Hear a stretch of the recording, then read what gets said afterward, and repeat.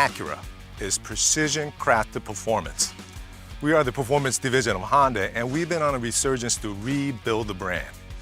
And we started with the NSX, and we got heavily into the motorsport business. The next step is to bring back some of the performance variants that we've had in the lineup, which is the Type S. The TLX, the new MDX, they'll both come with a Type S variant. So the question is, what is the Type S?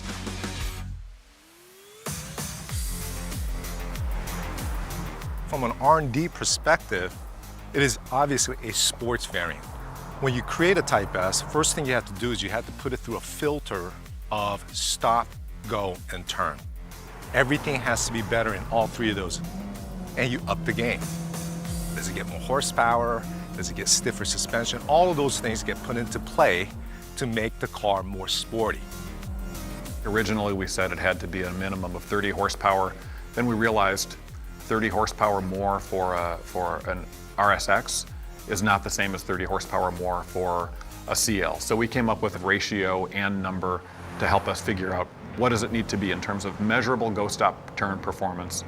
What's the number of horsepower? What's the difference in pounds per foot of torque? What's the difference in braking distance? And that dictates the hardware. But then there's also this emotional connection where it has to be things that people can really buy into.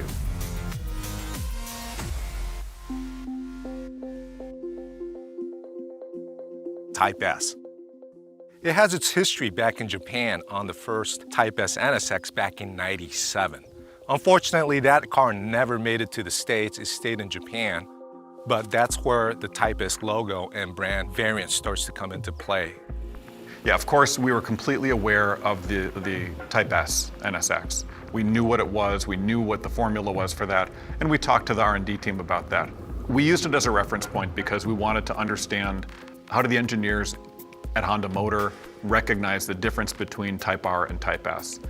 Type S was never meant to be the same as Type R. It was meant to balance ride comfort with that handling. So you still had all the creature comforts, you could still have leather, you could still have all of the things that you loved about your Acura, but with more performance, more acceleration, more braking, better handling. So still maintaining go-stop turn performance at a better level than the standard cars, but without the compromises you have to make to get that Type R peak performance.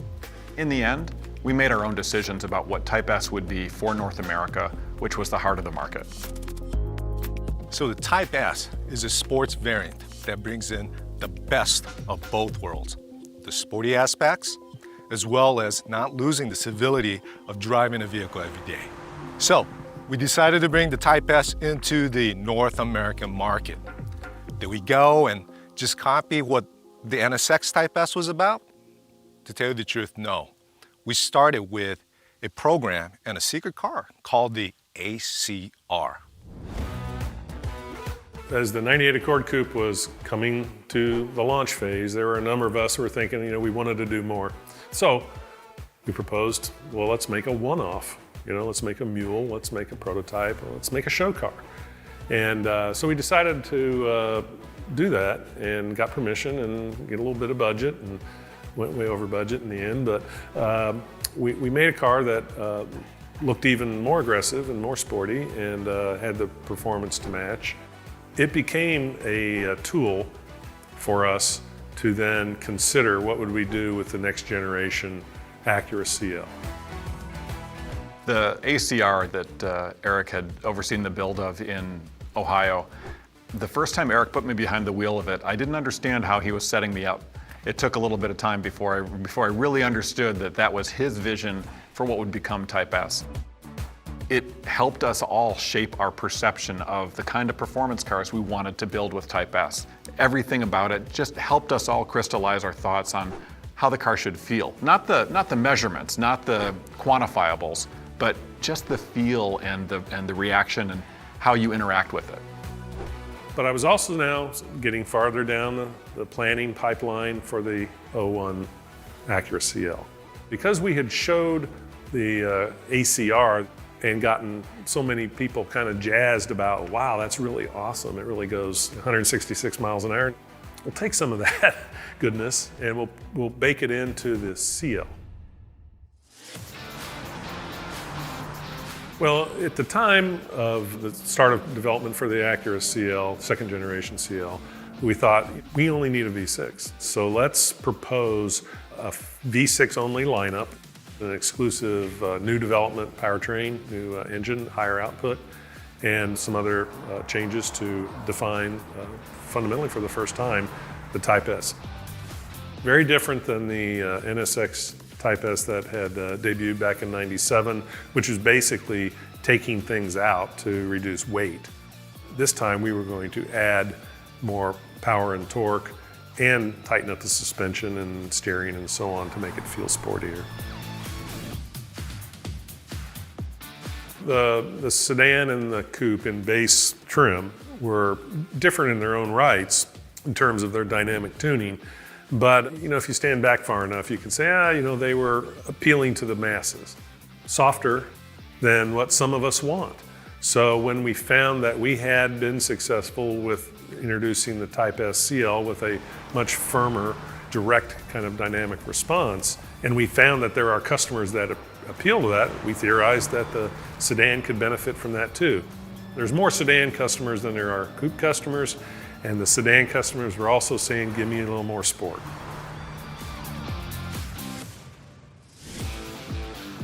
R&D in North America and the R&D in Japan, of course, were linked.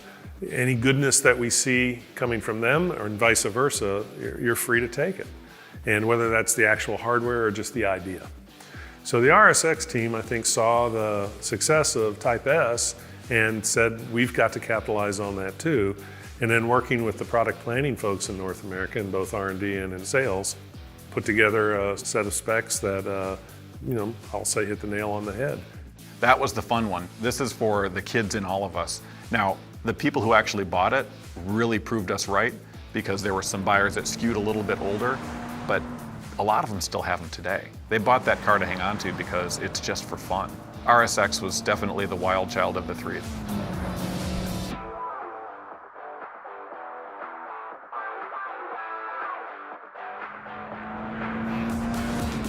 The '07 TL Type S.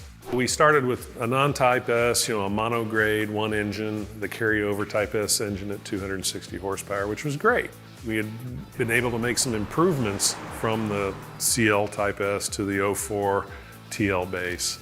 But we really wanted to do another Type S, so we had this 3.5 liter version of the engine with more torque and horsepower. The torque's the real problem when it comes to torque steer. It was still front wheel drive at this point, and we were quite challenged. We applied everything that we had done through research phases, and our know-how was poured into that car to make it a good car. We did the best we could, and we pushed it up to 286 horsepower. And I think since then, time has marched on, and we see that, we can go even farther, and we have. So Type S, where is it today? Obviously, we've built our heritage over the years. And today's Type S, like in this TLX, is gone through the same filter as the previous generation of stop, go, turn. It completes itself as a best of both worlds in terms of performance and amenities, but best of worlds based on today's world. The old saying of opportunity is where experience and good fortune meet. It's a little bit of that story. When we looked at the launch cadence, when we looked at the models that we could build Type S's from, we had to start with TLX. Having a performance sedan, which is where Acura came from, had to be the first shot out of the gate.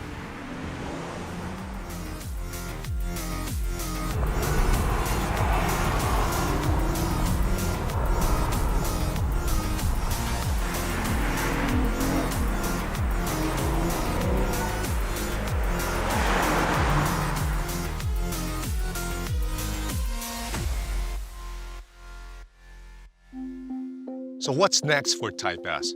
It's in our cars. Obviously, the next step is to bring them into our SUV. Which SUV? The best-selling three-row premium SUV of all time, the MDX. Could we build an SUV with 3 rows that would live up to the Type S promise? And once we realized that we could, there was no other way to go. It was the right thing to do. Being able to add a Type S to that just adds a whole new dimension to it. We couldn't do that until now because we didn't necessarily have the hardware. Now we've got the engine for it.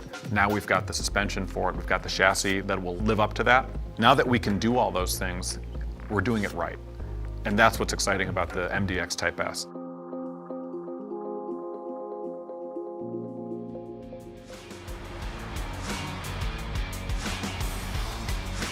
When we talked about Type S from its origins, we wanted it to be a little bit more real. Not just performance for those that could afford something astronomical. And we also wanted it to be homegrown. Type S, from its origins, was supposed to be more fun, but this generation of Type S models is specifically targeting the best performance on a track for that competitive set of vehicles, which means you can take it to a track, and the brakes will hold up, and the engine will deliver. The other part of it is we make it for ourselves. We didn't go buy some performance tuner and try to mold them to our way of thinking. It was always our own original concept of what can we do to make this the most of that car that we can make. Those are the things that I think make Type S special. So we talked quite a bit about Type S, where it comes from, the heritage, the DNA in the past, and how it represents itself in the new products like the TLX and the upcoming MDX. Type S is all about performance, and it is a big part of the precision-crafted performance narrative at Acura. And I can guarantee you, like in the past and now, it's going to be a big part of our future.